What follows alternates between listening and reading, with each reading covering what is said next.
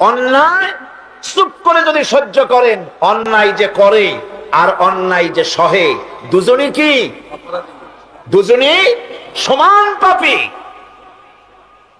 আপনাকে নিষেধ করতে হবে, অন্যায়ের বিরুদ্ধে আপনাকে কথা বলতে হবে। লূত আলাইহিস সালামের জামানায় যখন জমিনটাকে উল্টে দেওয়ার জন্য অর্ডার হলো, তখন ফেরেশতা বলছিল, আয় আল্লাহ, এই জমিনে তো একটা লোক আছে যে 30 বছর পর্যন্ত তোমার ইবাদত করেছে, সেই লোকটারে তো সরাবার ব্যাপারে তুমি কিছু বললে না। আল্লাহ রাব্বুল আলামিন বললেন, জমিনটা উল্টায়া ওর মাথায় আগে রাখো, ওরে শুদ্ধা জমিনটারে উল্টায় দাও। কারণ গোটা জাতি যখন আমার সঙ্গে নাফরমানি করছে, আমার নবীর সঙ্গে নাফরমানি করতেছে, তখন এরা কথা বলে নাই। এই লোক নিজের ইবাদত নিয়ে ব্যস্ত ছিল, নিজেকে জাহান্নাম থেকে বাঁচাবার চেষ্টা করেছে। গোটা জাতি জাহান্নামে যায়, সেজন্য ভুরুক্ষেপ করে নাই। হক কথা বলতেই হবে। হক যে বলবে না, হক থেকে যে চুপ থাকবে, সে হচ্ছে শয়তানুন আখরাস, বোবা শয়তান। রাসূলুল্লাহ হাদিসে বলেছেন, হক থেকে যে চুপ থাকে সেটা কি শয়তান? বোবা শয়তান। এখন আপনাকে বিপদ মুসিবত থেকে বাঁচার জন্য হকের দাওয়াত দিতে হবে, তা না হলে আল্লাহ পাক ক্ষমা করবেন না। না হক যখন সমাজে চলতে থাকে, হকের আওয়াজকে, একজনকে হলেও হকের আওয়াজ বুলন্দ করতে হবে। কোরআনে কারিমে রব্বুল আলামিন বলেন, ওয়াত্তাকু ফিতনাতান লা তুসিবান্নাল্লাযীনা যালামু মিনকুম খাসসা। সতর্ক থাকো, বেঁচে থাকো ওই সব বিপদ থেকে, মুসিবত থেকে, যেই বিপদ শুধুমাত্র বিপদের কারণ যারা, ওদের জন্যই নাজিল হবে না, বরং যারা সহ্য করে তাদের উপরও বিপদ আসবে। যারা বিপদের কারণ, গুনাহের কারণ, শুধু ওরাই ধ্বংস হবে না, যারা সহ্য করবে তাদেরকেও আযাবের মধ্যে নিপতিত হতে হবে। একটা দৃষ্টান্ত দিলে বুঝবেন। আপনার বাড়ির সামনে ড্রেনের ভিতরে বিড়াল মরে পড়েছে, কুকুর মরে পড়েছে, আপনি নাকে রুমাল দিয়ে যান, বাড়িওয়ালা ভালাইতেছে না, আপনিও ভালাবার চেষ্টা করতেছেন না। এখন এইটা পচে গলে দুর্গন্ধ হয়ে পরিবেশ নষ্ট করে দেবে। তখন এই মরা কুকুরটার দুর্গন্ধে শুধু বাড়িওয়ালাই অসুস্থ হবে না আশেপাশের লোকেরা অসুস্থ হবে? বলেন আপনারা, সবাই অসুস্থ হয়ে পড়বে। সুতরাং বাড়িওয়ালা যদি না ফেলায়, আপনার দায়িত্বে আপনাকে ফেলতে হবে। অন্যায় যেখানে উঠবে সেখানেই তাকে নির্মূল করতে হবে। এটা হলো উম্মতে মুহাম্মাদীর দায়িত্ব। আল্লাহ পাক এজন্য বলেছেন, ওয়ালতাকুম মিনকুম উম্মাতুন ইয়াদউনা ইলাল খায়র ইয়া'মুরুনা বিল মা'রুফি ওয়া ইয়ানহাউনা আনিল মুনকার ওয়া উলাইকা হুমুল মুফলিহুন। তোমাদের মধ্যে এমন কিছু লোক থাকা দরকার যারা মানুষকে কল্যাণের দিকে ডাকবে এবং অকল্যাণ থেকে মানুষকে ফিরাবে, কল্যাণের দিকে ডাকবে, হকের দিকে ডাকবে, নেক কাজের দিকে ডাকবে, মানুষকে ভালো কাজের দিকে ডাকবে। এরকম কিছু লোক তোমাদের মধ্যে হয়ে যাওয়া উচিত, তৈরি হওয়া উচিত, যারা হকের দাওয়াত নিয়ে তারা সমাজে বেরোবে।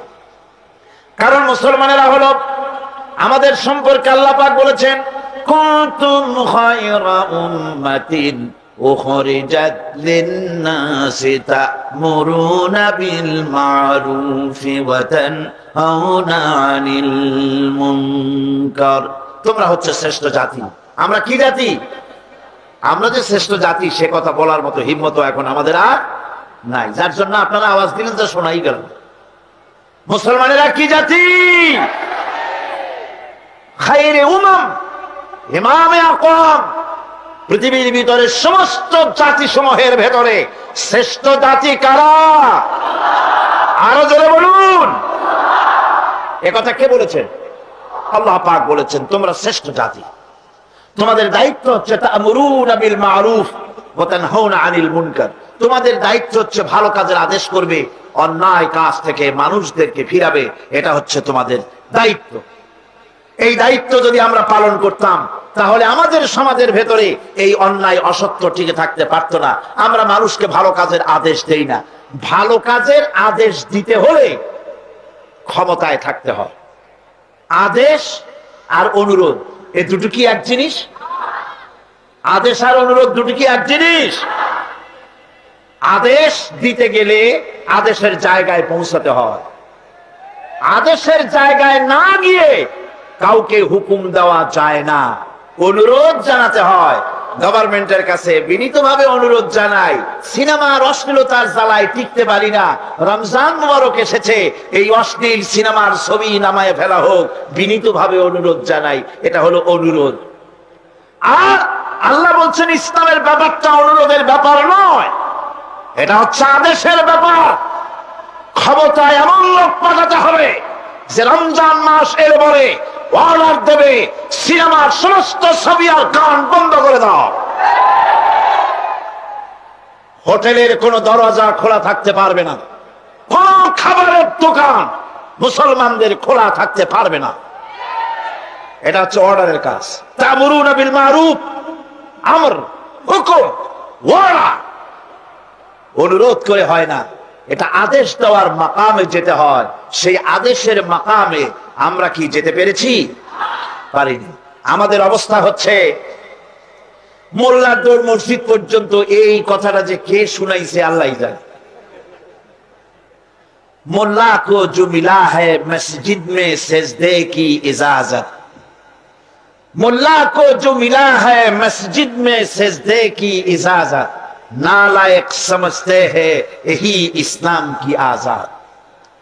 মৌলভী সাহেব মসজিদের ইমামতি পাইছেন আর মনে করেছেন যে আমি ইসলামের স্বাধীনতা পেয়ে গিয়েছি। ডিসি সাহেব যদি দাওয়াত দেয়, মন্ত্রী সাহেব যদি দাওয়াত দেয়, আনন্দ অস্থির হয়ে যায়। আরে বাপরে, ডিসি দাওয়াত দিছে, কি সোজা কথা, মরি কি বাঁচি, উঠি কি পড়ি।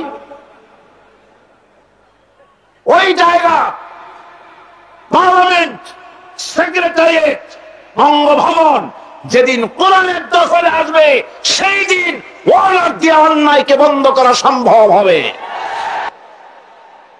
আল্লাহ রাব্বুল আলামিন বলেন, ওয়ামান আহসানু কাওলান মিম্মান দাআ ইলাল্লাহি ওয়া আমিলা সালিহান ওয়া ক্বালা ইন্নানি মিনাল মুসলিমিন। ওয়ামান আহসানু কাওলান মিম্মান দাআ ইলাল্লাহ, ওর থেকে ভালো কথা আর কার হতে পারে? যে ব্যক্তি মানুষকে আল্লাহর দিকে ডাকে। সুবহানাল্লাহ বলেন, সুবহানাল্লাহ বলেন। আল্লাহর দিকে যে ডাকে সেই ওমান দা ইলাইহি, হাদিস শরীফের ভিতরে আছে মান ক্বালা বিহি সাদাকা। কোরআন থেকে যে কথা বলে সে কি কথা বলে? সত্য কথা বলে। কোরআন থেকে যে কথা বলে সত্য কথা বলে। মান ক্বালা বিহি সাদাকা ওয়া মান আমিলা বিহি উজরা। আরে কোরআন থেকে যারা আমল করে আল্লাহ তাদেরকে পুরস্কৃত করে। ওয়া মান হাকামা বিহি আদালা, কোরআন থেকে যে বিচার করে সেই জাস্টিস, ইনসাফ কায়েম করে। ওয়া মান দা ইলাইহি হুদিয়া ইলা সিরাতিল মুস্তাকিম।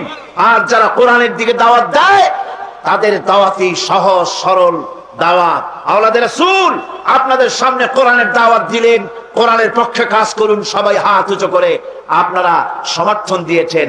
আমরাও অপেক্ষা করব এই সমর্থন আপনারা কতদিন বজায় রাখতে পারে। আল্লাহ যেন তৌফিক দেন। জোরে বলেন আমিন। আরো জোরে বলেন আমিন। ওয়া মান আহসানু কাওলাম মিম্মান দাআ ইলাল্লাহ, ওর চাইতে ভালো কথা কার? যে মানুষকে আল্লাহর দিকে ডাকে। আমরা কার দিকে ডাকি? বিশ্বাস করুন, আমরা তো সমাজতন্ত্রের দিকে মানুষ ডাকি না। বলেন, আমরা কি সমাজতন্ত্রের দিকে মানুষ ডাকি? পুঁজিবাদের দিকে ডাকি, জাতীয়তাবাদের দিকে ডাকি, ধর্ম নিরপেক্ষ মতবাদের দিকে ডাকি। আমরা কার দিকে ডাকি? ধর্ম নিরপেক্ষ মতবাদ আল্লাহর তৈরি না মানুষের তৈরি? পুঁজিবাদ আল্লাহর না মানুষের? সমাজতন্ত্র আল্লাহর না মানুষের? জাতীয়তাবাদ আল্লাহর না মানুষের? আরে কোরআন কার? ইসলাম কার? সে আল্লাহ রাব্বুল আলামিনের দিকে আমরা ডাকি। আমরা আমার বাপের দিকে ডাকি না, মায়ের দিকে ডাকি না, দাদার দিকে ডাকি না, মন গড়া কথা বলি না। ওলামায়ে হক কথা বলে কোরআনের কথা। সুবহানাল্লাহ। পার্লামেন্টে, জাতীয় সংসদে কথা হচ্ছে বাজেট বক্তৃতা, প্রথম 1996-97 অর্থ বছরের বাজেট বক্তৃতা। আমি লক্ষ্য করলাম যিনি বক্তৃতা করতে দাঁড়ান তিনি দাঁড়িয়ে বলছেন, আমি স্মরণ করছি সহস্র বছরের অমুক তমুক ইত্যাদি। আমি বাকিটা বললাম না, আপনারা মিলাইনি, এইরকম বললো তারা। আমি অবাক হলাম, আরে 12 কোটি মুসলমানের দেশ, সেই দেশের পার্লামেন্টে দাঁড়িয়ে মুসলমান সদস্য বক্তৃতা শুরুই করতেছে, আমি স্মরণ করি অমুকের। আহা, আমার আল্লাহর নাম কেউ নেয় না। আমার যখন সময় এসে গেল, আমি যখন ফ্লোর পেলাম, এগুলি সংসদে রেকর্ড হয়ে আছে, আলহামদুলিল্লাহ। আমি ওই দিন যত আনন্দ পাইছিলাম, মনে হয় এরকমের আনন্দ খুব কম পেয়েছি। আমি যখনই সময় পেলাম আল্লাহ এবং রসুলের হামনাদ পড়ে তারপরে আমি বললাম, আমি আমার হৃদয়ের সবটুকুন আবেগকে উজাড় করে, সবটুকুন শ্রদ্ধাকে উজাড় করে আমি স্মরণ করছি। যখনই বলেছি এই পর্যন্ত দেখি একে অপরের দিকে তাকাতাকি করছে, কোন নেতার কথা কই। আমি বললাম, আমি আমার হৃদয়ের সবটা আবেগ উজাড় করে আমি স্মরণ করছি ওই বিশাল আকাশের মালিক আল্লাহ রাব্বুল আলামিনকে স্মরণ করছি।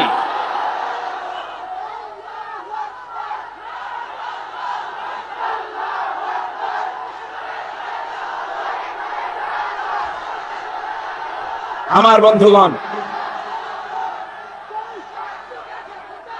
মজা তো এখানেই, মজা তো এখানেই। আল্লাহর কথা বলায় যত মজা, এত মজা পৃথিবীতে আর কোথাও নাই। আমি নেতার প্রশংসা করব কখন? আমি তো আমার আল্লাহর প্রশংসা করি, শেষ করতে পারলাম না। আমার আল্লাহ কত বিরাট, কত বড়, কত মহান, কত আজিম। আল্লাহু আকবার, কত মহান তিনি। সেজন্য আমি বলি, ওই রকম রাজনৈতিক দল না করাই ভালো। যেই রাজনৈতিক দলে থাকলে আল্লাহু আকবার স্লোগান দেওয়া যায় না। মুসলমানের সন্তানেরা, তোমরা কথা বলতে পারো না, তোমাদের নেতাদেরকে জানাও, আমি মুসলমানের বাচ্চা, আমার গায়ে সূর্য সেনের এক ফোঁটা রক্ত নাই, আমার শরীরে রবীন্দ্রনাথের রক্ত নাই, আমার শরীরে খালিদ বিন ওয়ালিদের রক্ত প্রবাহিত, সালাউদ্দিন আইয়ুবীর রক্ত প্রবাহিত, শহীদ তিতুমীরের রক্ত প্রবাহিত। সুতরাং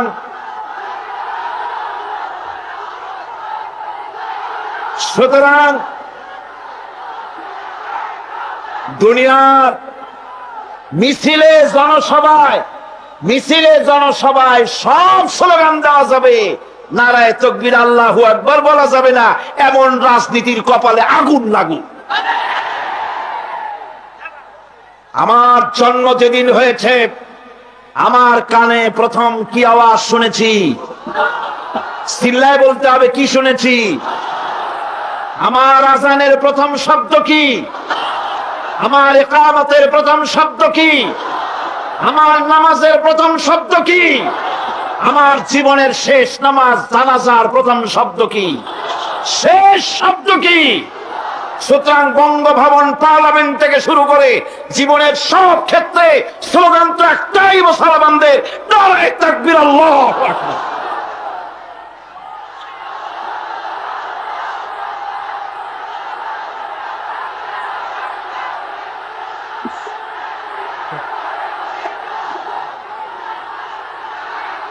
বন্ধুগণ,